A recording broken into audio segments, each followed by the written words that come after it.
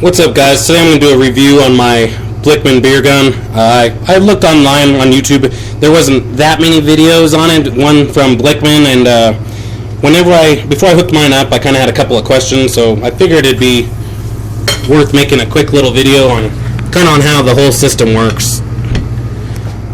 But before you start any homebrew project, you got to get yourself a homebrew. So right here I got my German wheat Adventist double block is the recipe on this. I've got a video on how I made this particular beer. It's good stuff, guys.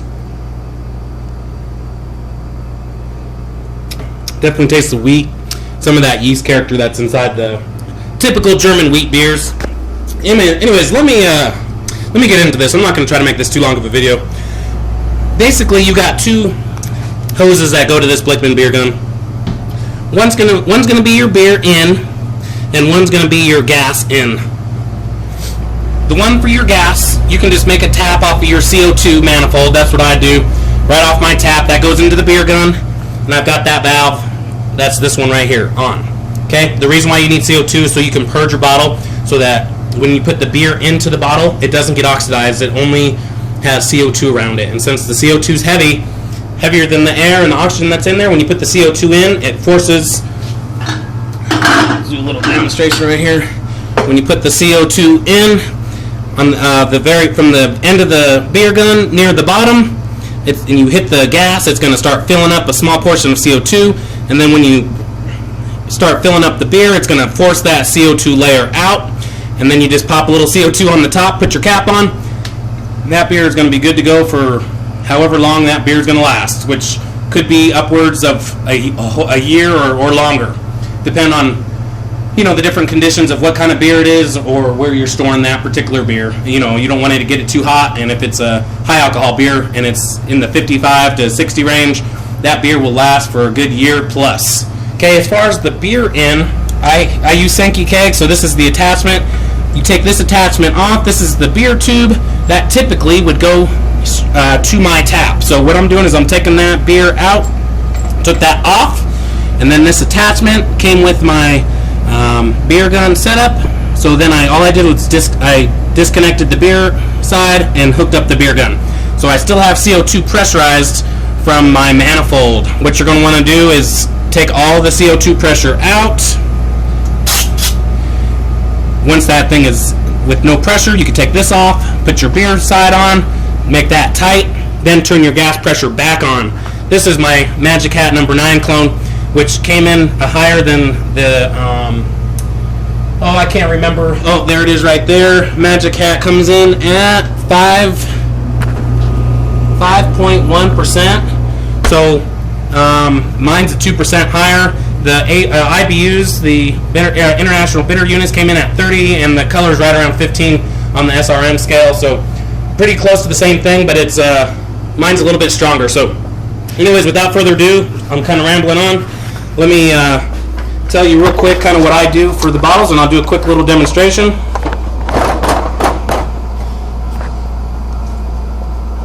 As far as the bottles go, I put these inside of the dishwasher with no soap on the hottest setting possible, and then I just soaked them in some Star San. They've been in here for like 20 minutes. Same thing.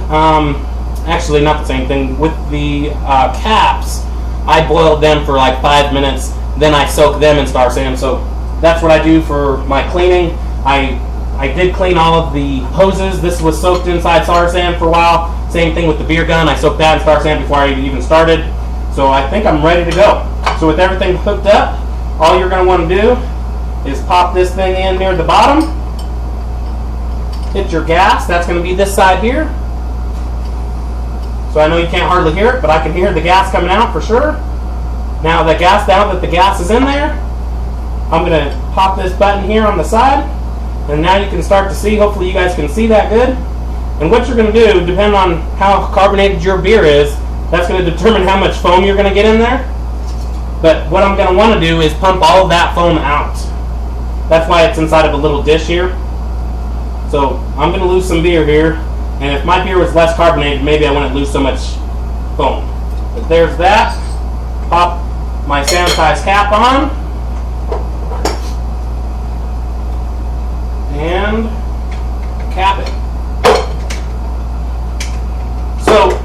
now I've got my Magic Hat number 9 clone ready to drink for probably another 6 months. So that's that. If you guys have any questions or comments, if you guys like the video, press like, or if you have any questions, put it in the comments. I'll definitely answer the questions if you guys got any. And as far as my next projects go, kind of right now where I'm sitting, I just finished just carbonating I call it an Easy's oatmeal stout, coming at 5.23% alcohol by volume with 34.55 IBUs, and it came in at 70 as far as the color rating, which I know pretty much turns into a really, really dark brown, if not black. I got the German wheat, that's what I was just now drinking on. I got my Magic Hat, and I don't know, we're doing pretty good. I started harvesting my yeast. This is the Y yeast 1187 Ringwood yeast. So what I did is I got one vial of yeast and I made a large starter. So I made 10 gallons of this Magic Hat. So there's 10 gallons in here, and I made enough for 10 gallons or 2 5-gallon batches. Once that was done fermenting, I harvested the yeast and made the oatmeal stout, which is cool because you know, I didn't have to buy any more yeast. And then I was doing some research online. I'm going to make another video on how I harvested the yeast and how I come up with how much yeast that I pitched. I didn't just throw that 5-gallon batch on top of the yeast cake because I didn't want to overpitch it. But I'll do a quick video later in the future on exactly how I come up with my numbers. And then when I first harvested the yeast from the Magic Hat number 9, I come up with those 2 jars. But I also had enough yeast to make another beer. I made an IPA. This one's dry hopping, and this is it's an IPA that I made with a 1/2 ounce of Magnum, and then 4 ounces of Citra and 4 ounces of Australian Galaxy. So I'm looking forward to drinking that beer. When that thing was fermenting, you could smell grapefruit up the yin yang. And this one's pretty much ready, almost ready to be kegged. I'm gonna let this thing go for probably, I don't know, another day or so. Just so that the dry hop and everything can get soaked in there real good. So, guys, that's kind of where I'm sitting on my homebrew adventures. And, oh, one more thing I wanted to say real quick. This lambic beer, I have not tried it. I just picked this up yesterday. This bottle was $10. They make this in Belgium.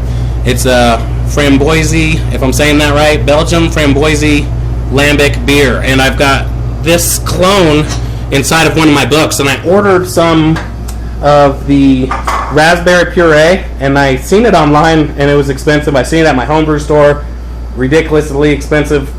I actually found some on eBay, 2 49-ounce jars of Oregon raspberry puree for $20 for 49 ounces, and I got 2 of them. So depending on how this beer tastes, I will either be cloning it or I'll be making, you know, I did pick up this other raspberry beer, just a 12-ouncer. This is a honey and raspberry beer, so if this one tastes good, depending on which one, I'll use that raspberry to try to clone one of those. So that's what I got going on right now, guys. And when I do another beer, I'll do another update. If you guys like the video, please say like, you know, click the like button. I appreciate it. I like seeing those little likes on there. I want to see a whole bunch of likes. Appreciate it, guys. We'll see you. Bye.